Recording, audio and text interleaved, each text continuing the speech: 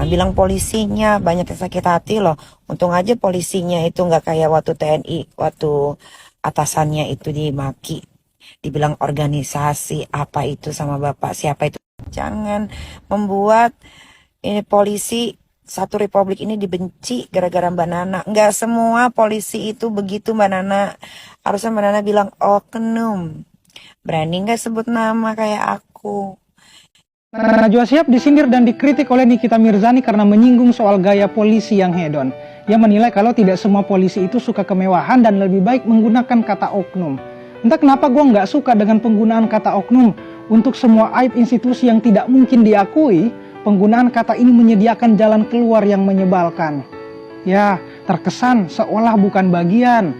Kalau semua aparat pelaku kejahatan disebut oknum, kapan mereka akan berbenah? Kepercayaan publik tidak bisa disembunyikan dengan penggunaan kata oknum, apalagi hanya dengan survei. Ya, kepercayaan itu dibentuk dengan presisi antara konsistensi narasi dengan pengaplikasian sehari-hari. Dan bagaimana kita bisa diam kalau beberapa dari mereka itu justru miskin teladan?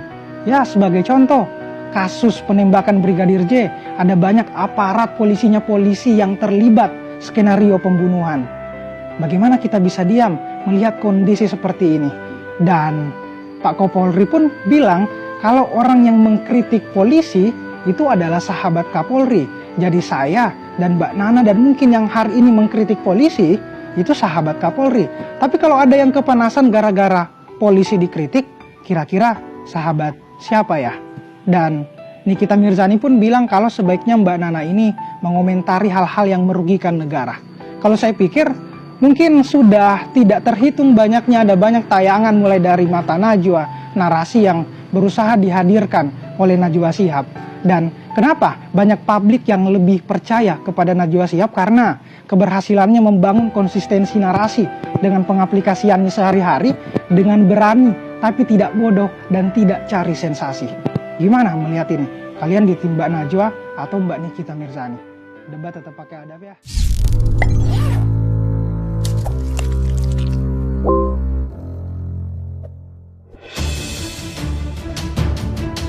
Ucapan Najwa Shihab yang mengkritik soal gaya polisi hedon menuai ocehan, salah satunya Nikita Mirzani. Najwa Shihab membuktikan ucapannya bukan hanya kritik, tapi memang mengacu pada peraturan yang mungkin dilanggar. Dalam channel YouTube-nya, Najwa Shihab bersama Jovialda Lopez dan Andovida Lopez membahas beberapa hal yang tengah ramai dibicarakan, salah satunya termasuk gaya hedon polisi. Problemnya adalah ketika pejabat-pejabat ini kita tahu gaji lo tuh berapa, tunjangan lo tuh berapa, dan nggak matching hidup mewahnya dengan pendapatan mereka. Jadi wajar orang bertanya-tanya, halal nggak sih duit lo? Ya kan? Ucap Najwa Shihab dilihat, Sabtu, tanggal 23 September tahun 2022. Dalam pembicaraan itu, mereka juga membahas soal diperbolehkannya polisi-polisi ini membuat bisnis. Izin tersebut ada dalam Perkap nomor 9 tahun 2017 tentang usaha bagi anggota Polri. Namun, ada yang digarisbawahi dari isi peraturan tersebut. Ada beberapa larangan yang harus dilakukan anggota Polri yang membuat bisnis. Anggota Polri dalam melaksanakan kegiatan usaha tidak mengganggu tugas pokok, memanfaatkan jabatan atau kedudukan sebagai anggota, dan menggunakan fasilitas dinas. Najwa Shihab memberikan contoh bagaimana kehidupan Jenderal Hoegeng, di mana saat itu dirinya pernah berbincang dengan istri dari mantan Kapolri itu. Betapa ia selalu menjaga agar tidak ada konflik kepentingan yang dilanggar. Pernah suatu saat Eyang Mary ini bikin toko bunga, florist, untuk menambah biaya penghasilan.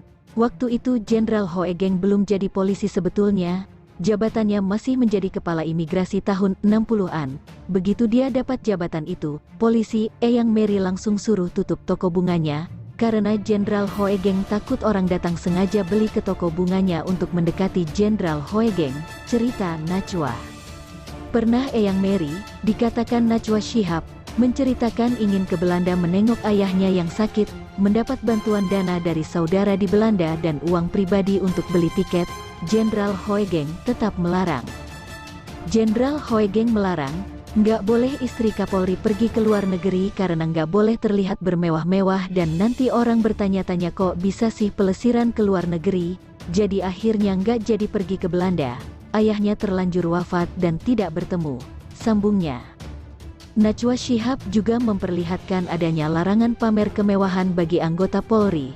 Ada 7 poin larangan pamer kemewahan bagi anggota Polri dan keluarga yang tercatat dalam ST30 Si Ham 3/4/2019 Divpropam, yaitu 1. Tidak menunjukkan, memakai, memamerkan barang-barang mewah dalam kehidupan sehari-hari baik dalam interaksi sosial di kedinasan maupun area publik.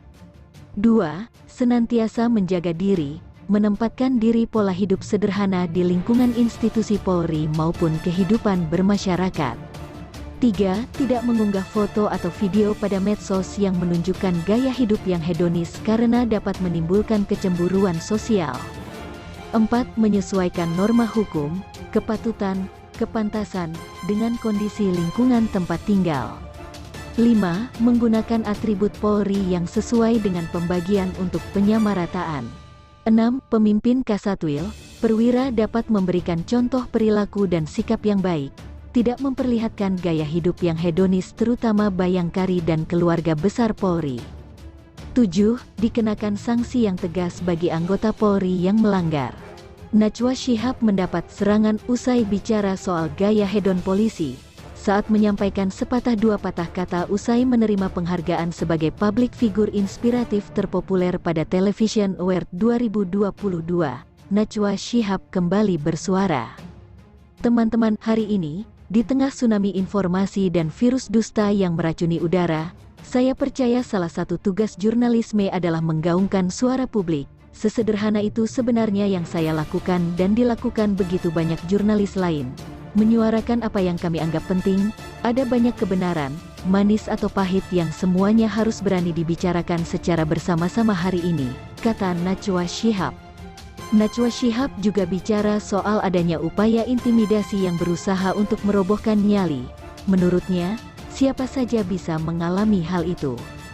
Dan, dalam upaya untuk membicarakan kebenaran selalu ada usaha untuk merobohkan nyali lewat intimidasi, beragam intimidasi, macam-macam bentuk intimidasinya, tapi tujuannya selalu satu, membangun rasa ngeri, menakut-nakuti supaya kita berhenti, ucapnya.